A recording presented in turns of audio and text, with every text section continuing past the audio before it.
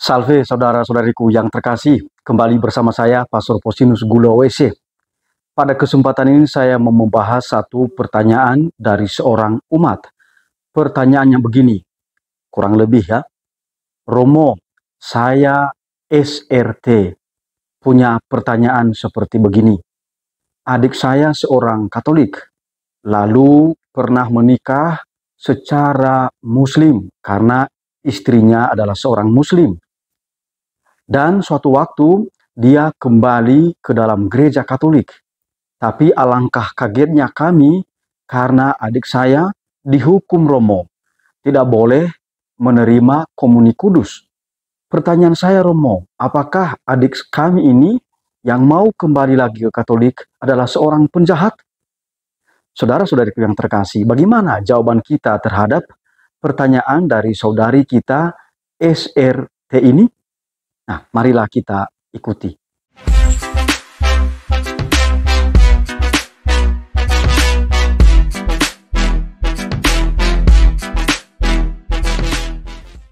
Nah, saudara-saudariku yang terkasih, kalau kita melihat pertanyaan ini, maka ada 3 tanggapan atau jawaban saya. Yang pertama adalah pertumbuhan kita sebagai orang Katolik di dalam ajaran gereja Katolik.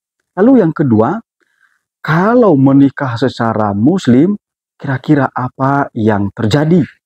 Dan yang ketiga adalah kira-kira apa solusi untuk saudara kita ini yang pernah menikah secara Islam, ya orang Katolik, lalu mau kembali ke dalam gereja Katolik, supaya dia bisa menerima komuni kudus kembali di dalam perayaan Ekaristi. Saudara-saudaraku yang terkasih, saya mau memulai dengan yang pertama, yaitu pertumbuhan kita sebagai orang Katolik di dalam ajaran gereja Katolik. Tentu saja kalau kita berikan jawaban yang singkat untuk pertanyaan dari saudari kita SRT ini, tentu orang Katolik itu, ya adiknya itu bukanlah penjahat, bukan kriminal, tetapi dia melakukan kesalahan karena dia tidak mengikuti ajaran gereja Katolik. Maka perlu kita bertumbuh di dalam gereja Katolik. Seharusnya ya orang Katolik itu ya memiliki pengetahuan umum ya mengenai ajaran gereja Katolik. Ya, harus berusaha mencari apa sih ajaran gereja Katolik itu. Jadi tidak disuapi terus kita itu, tapi kita juga mencari. Kita sebagai orang dewasa itu mencari ajaran kita dan mempelajarinya. Ya, kalau kita melihat kitab hukum kanonik misalnya, itu ya sudah sangat jelas kok. Di situ ditulis dalam kanon 1108 bahwa seorang Katolik terikat dengan aturan perayaan perkawinan secara Katolik, yaitu dilangsungkan di hadapan Romo, ya, di hadapan Romo paroki atau di hadapan Romo vikaris paroki dan di hadapan 2 orang saksi dilangsungkan di dalam gereja Katolik. Nah itu saudara-saudariku yang terkasih. Jadi kalau seorang Katolik lalu menikah di luar gereja Katolik, berarti dia sudah melakukan pelanggaran terhadap ajaran gereja Katolik. Lalu yang kedua, ya, yang perlu sekali dilihat oleh kita orang Katolik. Kan kalau perkawinan antara Katolik dengan Muslim disebut dengan perkawinan beda agama. Nah, beda agama di dalam hukum gereja merupakan halangan perkawinan. Sangat jelas. Itu ada di dalam kitab hukum kanonik, kanon 1086. Maka baru sah perkawinan itu kalau ya mendapat dispensasi ya dari Bapak Uskup atau dari Romo Vikaris Jenderal atau dari Romo Vikaris Episkopal Teritorial berkaitan dengan perkawinan beda agama itu. Tapi saudara-saudara yang terkasih, dispensasi atas beda agama itu diberikan ya oleh Bapak Uskup tadi atau oleh Romo Vikjen atau Romo Vikep kalau pihak Katolik berjanji ya di hadapan Allah, di hadapan Romo, di hadapan warga gereja. Apa janjinya? Sesuai dengan kanon 1125 ada 3 minimal di sana bahwa dia berjanji sekuat tenaga tidak meninggalkan iman Katolik. Jadi dia tetap orang Katolik, dia tetap aktif dalam gereja Katolik. Lalu yang kedua, semua anak yang lahir dibaptis dalam gereja Katolik. Lalu yang ketiga, semua anak yang lahir dididik secara Katolik. Dan janji ini dilakukan seumur hidup. Pertanyaan kita, apakah saudara-saudara kita yang memilih perkawinan beda agama itu sanggup memenuhi ini seumur hidup. Ini tentu saja bukan main-main loh, bukan formalitas saja, tetapi sungguh-sungguh ya berjanji, bersumpah di hadapan Allah. Karena dilakukan ya di hadapan Romo, ya. Dan kita tahu sendiri saudara-saudariku yang terkasih, sumpah ini itu ya bukan semata-mata kepada manusia, kepada Romo itu, tetapi tentu saja terutama kepada Tuhan Allah. Jadi kalau seandainya orang Katolik melanggar ini, berarti dia sudah melanggar aturan Gereja Katolik. Oleh karena itu apa akibatnya? Ya, karena perbuatannya itu melanggar hukum gereja, maka dia tentu saja tidak sepenuhnya menerima haknya sebagai orang Katolik di dalam Gereja Katolik. Salah satunya dilarang menerima komuni kudus. Jadi saudara-saudara yang terkasih, dia bukan dihukum oleh gereja sebenarnya, tetapi perbuatannya itu sendiri menghukum dirinya sendiri. Kan kalau dia tidak melakukan itu, tentu saja gereja tidak menghukum dia. Itu saudara-saudara yang terkasih. Jadi mestinya ya adik dari saudari kita SRT ini perlu juga menyadari, dan tentu saja juga saudari kita SRT perlu memberitahu kepada adiknya supaya kita sekali lagi bertumbuh di dalam ajaran Gereja Katolik. Bertumbuh dalam arti kita ya menguasai pengetahuan ya ajaran kita, itu ya berkaitan dengan ajaran kita, pengetahuan berkaitan dengan ajaran Gereja Katolik. Kita bertumbuh di situ, ya, bertambah ilmu kita, ya, bertambah pengetahuan kita. Nah, itu orang-orang yang bertumbuh di dalam ajaran Gereja Katolik. Lalu tanggapan yang kedua, kira-kira kalau menikah secara Islam, apa yang terjadi saudara-saudariku yang terkasih di dalam ijab qabul itu? Nah, tentu saja yang terjadi salah satunya misalnya bahwa mereka ya yang menikah itu mengucapkan syahadat Islam. Kalau mengucapkan syahadat Islam itu apa artinya? Berarti dia berpindah menjadi Islam. Jadi saudara-saudariku yang terkasih umat Katolik, ya perlu sekali mempertimbangkan ya dengan bijaksana kalau menikah secara Islam. Maka dalam Gereja Katolik kita selalu ya meminta umat kita supaya kalau mau menikah beda agama, walaupun itu halangan perkawinan, tetapi toh diberikan dispensasi ya.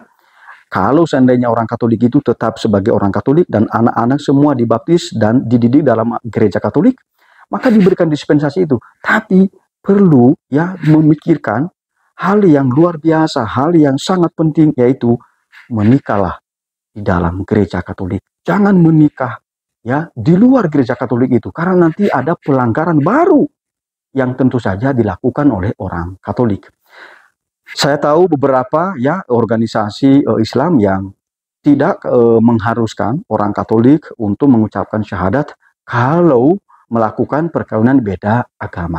Tapi ini kelompok ini sangat kecil, sangat jarang terjadi di Indonesia. Kita juga syukuri bahwa ada kelompok yang menghargai perbedaan agama semacam itu ya. Tapi ini kelompok kecil. Umumnya kalau menikah secara Islam itu, maka pengantin mengucapkan syahadat Islam. Lalu tanggapan saya yang ketiga adalah apa solusinya? Nah, ini yang sangat penting menurut saya ya untuk adik dari saudari kita SRT ini. Itu apa solusinya kira-kira kalau adiknya itu orang Katolik menikah dengan orang Islam secara Islam, ya tentu saja sudah mengucapkan syahadat Islam itu ya. Apa kira-kira solusinya? Nah, saudara-saudariku yang terkasih, solusinya adalah satu, dia pergi kepada pastor paroki membicarakan semua yang terjadi, itu ya, dan nanti mengungkapkan kepada pastor paroki bahwa dia mau kembali di dalam Gereja Katolik. Oleh karena itu, dia mau mengesahkan perkawinannya secara Katolik. Ya. Nah, ini yang harus diperhatikan. Kalau seandainya istrinya itu yang Islam, tetap Islam, tidak mau menjadi Katolik, maka dia mesti meminta dispensasi beda agama, perkawinan beda agama kepada Bapak Uskup atau kepada Romo Vikaris Jenderal atau kepada Romo Vikaris Episkopal Teritorial. Tentu saja saudara-saudara yang terkasih tak usah repot. Mengapa? Praktisnya yang meminta dispensasi atas perkawinan beda agama itu nanti itu ya adalah pastor paroki atau pastor vikaris paroki. Jadi pastor paroki itu membantu Anda itu ya maka tak usah takut, tak usah juga pusing gitu ya. Tetapi tentu saja kalau ya beda agama, maka pihak Katolik itu ya harus berjanji tidak meninggalkan iman Katolik. Semua anak yang lahir dibaptis dalam gereja Katolik dan dididik dalam gereja Katolik. Nah, saudara-saudaraku yang terkasih, kalau seandainya istrinya itu mau menjadi Katolik, maka istrinya itu harus mengikuti katekumenat selama 1 tahun. Maka juga diungkapkan kepada romo paroki, ya, rencana semacam itu. Dan kalau seandainya dia mau menjadi Katolik, itu sangat bagus. Mengapa? Karena nanti gampang untuk mendidik anak. Itu ya, anak itu tidak terpecah, ya. Kok mama saya ya tidak menyambut komuni kalau perayaan Ekaristi, kalau datang ke gereja tidak tanda salib. Kok papa saya Katolik menerima komuni mau tanda salib. Nah, itu jadi pendidikan anak itu tidak hanya formal tetapi juga hal-hal yang sehari-hari yang informal. Bangun pagi, berdoa bersama itu sudah pendidikan anak, ya. Datang ke gereja, mau tanda salib, ikut nyanyi, menerima komuni, aktif dalam gereja, itu juga sudah pendidikan anak. Karena anak itu melihat, ya. Karena belum dia menggunakan akal budi. Mereka yang masih belum berusia 7 tahun. Tapi dia rekam semua apa yang terjadi. Jadi kalau seandainya orang tua satu keyakinan, satu agama itu lebih bagus di dalam pendidikan anak. Nanti kalau seandainya saudari kita ini mau mengesahkan kembali perkawinannya, saudara-saudara yang terkasih, maka hal lain yang perlu dilakukan adalah dia mengaku dosa. Ya, mengapa? Karena dia sudah pernah menikah di luar gereja Katolik, ya secara Islam itu, maka dia perlu punya komitmen kembali menjadi seorang Katolik. Dia percaya pada ajaran gereja Katolik dan karena itu dia meminta ya pengakuan dosa kepada romonya, ya kepada pastor parokinya, ya di dalam sakramen tobat. Dan juga harus dia mengungkapkan dengan sungguh-sungguh yakin bahwa dia percaya kembali di dalam ajaran gereja Katolik. Umumnya saudara-saudara yang terkasih, itu ya pastor paroki nanti memberikan katekese, ya pengajaran singkat kepada yang bersangkutan, tentu saja berkaitan dengan ajaran-ajaran pokok gereja Katolik. Nah, kalau seperti begitu, dia mengesahkan kembali perkawinannya, dia mengaku dosa, maka dia bisa menerima kembali komuni kudus di dalam perayaan Ekaristi. Itu saja sekali lagi saudara-saudara yang terkasih yang menjadi tanggapan saya terhadap pertanyaan dari saudari kita SRT ini. Tuhan memberkati kita semua. Amin.